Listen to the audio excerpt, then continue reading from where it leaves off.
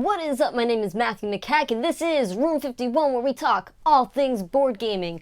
And this is Mind Over Meta, where I combine the wonderful world of psychology with the wonderful world of board gaming.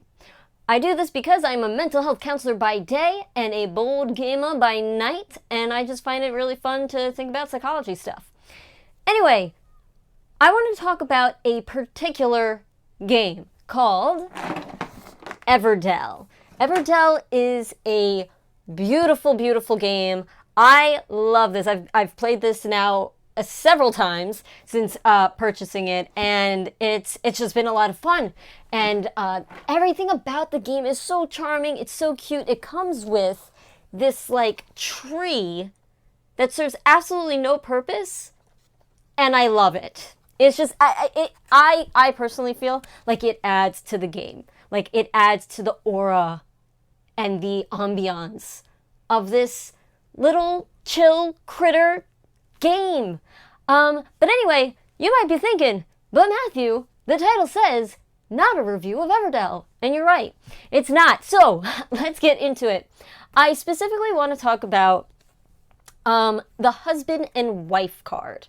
Okay, so when I first purchased the game, I knew that this was a thing, right? That they had the husband and wife card, and like certain things happen when they're placed together in beautiful harmony. Okay, and when I purchased the game, I thought, oh, they had like kind of fixed what I thought was a problem, and I realized that not everybody thinks that this is a problem, and that's totally fine. Well, we'll get to that. But I thought that, something was added to the game, so it was more inclusive, right? And I'm talking about homosexuality, mostly, right? And this is pretty exclusionary, right? So I dug deeper. I went on to Board Game Geek, and I was like, surely somebody has to have like house ruled it, or there must be like an expansion that does something or whatever, like the designer adds some sort of variant, something, right? And well, I found people did do some house rules, but none of which I really liked.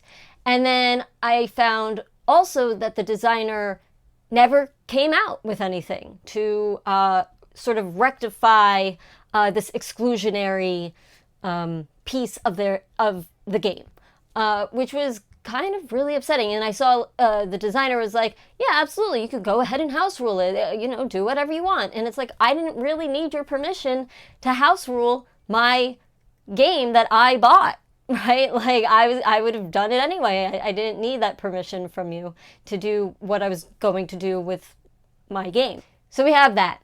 Then we also have this objective, right?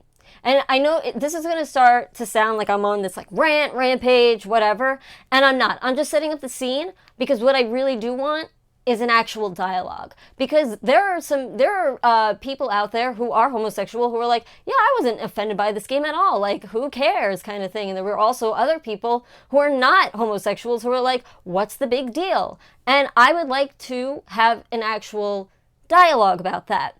And this is all just my opinion, right? And this is what I'm going to talk about, and it's a mind over meta, because I'm talking about what inclusivity can do for a person's mental health, what exclusivity could do to a person's mental health, and further, what invisibility does to people's mental health. So anyway, there is also this objective card in the game that this I was not aware of until I played it. And it was funny, I set up my very first solo game of it to start to learn the rules and everything. And this was the objective that I had drawn, and I immediately put it back in the box because I actually felt offended by it. So it is the Doctor and Postal Pigeon objective that you need to get. And I think it says Faying Doctor Service, something like that, or Flying Doctor Service, whatever. Needless to say, it says that you get 3 points at the end of the game for each husband and wife pair in every city. So not only do you only have the husband-wife card, right? You're also promoting it with this objective, saying like, hey, by the way, you get even more points for spreading such heteronormativity. I read more into it and I was like, okay, how, like, why did this happen, right? Like, there was playtesters and all that. And I get it, right? So apparently the husband and wife card were brought in because the designer wanted to give a little nod to, him and his wife and wanted to put them into the game. That is adorable. I love that. Absolutely keep it. I am not saying to get rid of the husband and wife card. I think it's cool. I don't care.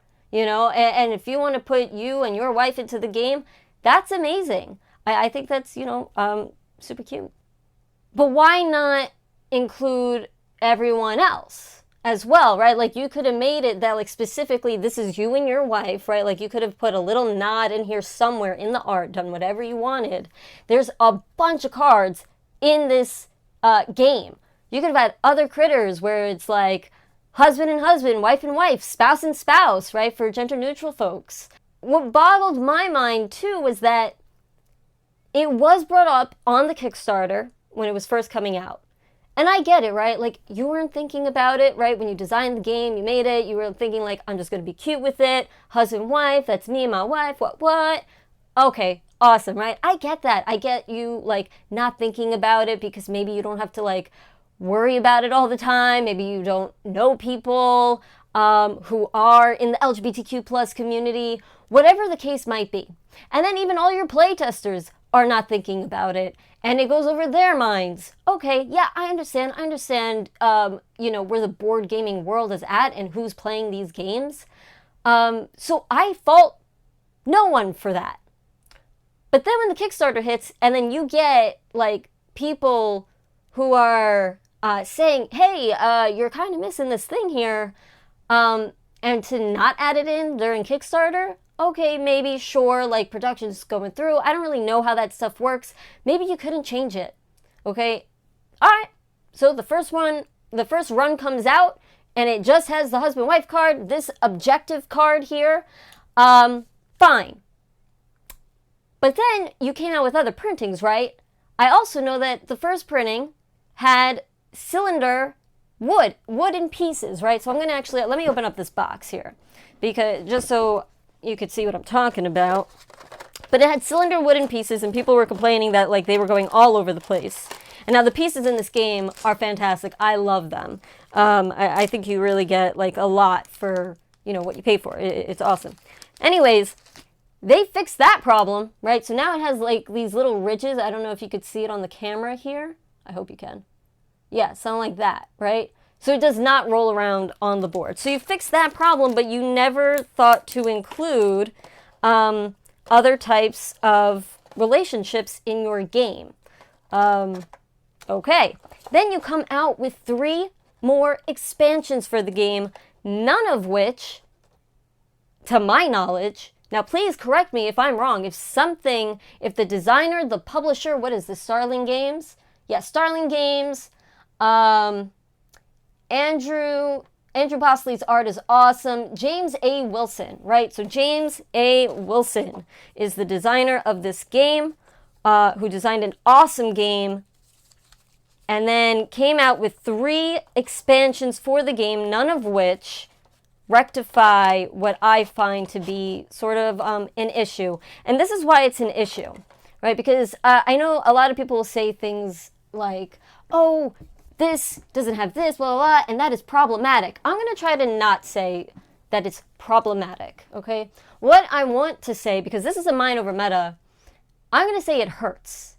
That's my main point for this video, is that it hurts because I love this game so much.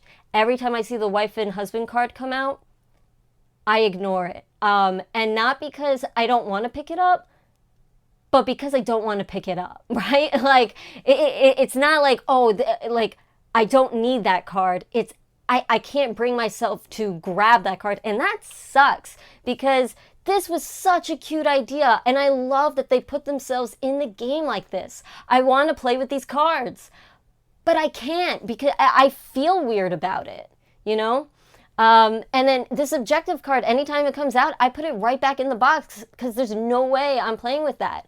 I have to play with that in the real world. I don't want to play with that in my game, in a fantasy-driven game. That was another thing I came across on Board Game Geek, where A few of the comments said, hey, this is a fantasy game. It doesn't have to replicate real life. As though this doesn't replicate real life. You know, I mean, it does. This is exactly what real life is like. Exclusionary. I am not included. I am invisible. In fact, I was not even worth your time when you were making your expansions, when you were coming out with the game and you were fixing issues, whatever, and I'm still not included in your game. And I kind of just want to know why. Like, did you just not want to? Because, I mean, I don't think it would have been too hard to come up with a few more cards in this humongous stack of cards that you came up with to add inclusionary characters, right? These little critters that are adorable and cute. Why am I not in it? Why are we not in it? You know, as a community, LGBTQ plus community. At the end of the day, it just hurts, right? Especially when I like your game. Like, I want to play it. But I feel like I'm not in it, you know? And I feel like I was purposely excluded, especially when it was brought to your attention, you did nothing about it, and then you even came out with 3 what seem to be awesome expansions. Actually, I even bought one. I haven't opened it yet. But I bought the collector's edition of Spirecrest because I like this game so much. And now some people also might think like, hey, I mean, like, you don't have to play this game. What's the problem? Just don't buy it if you don't agree with it. Yeah, sure, that could have been the easy thing to do, but I play tons of games where, like, I don't agree with whatever, right? Like, I play Cthulhu games, and I don't agree with, oh God, what's his name? The author of those books and what, you know, he stood for. But I love those Cthulhu games. I play The Silver River, and that designer has said horrible things. I'm able to separate these things from the art itself, and I find gaming to be art. And I'm not going to stop myself from enjoying a game just because it doesn't go with my values. Unless it was like specifically like kill the gays or something like that. Then that's different. And I just want to go back to the comments that were made about this is a fantasy game. It doesn't have to replicate real life. If I can't exist even in your imagination, if I can't exist in a fantasy world, where can I exist? Because I certainly don't exist in your reality either. So anyway, that is it for this Mind Over Meta. This was a little bit of a downer, I think. But I say it because I think it's important, and I think that these things should be thought about, and we should include all types of people in all types of games. So thank you so much. This has been Room 51. I'll catch you next time.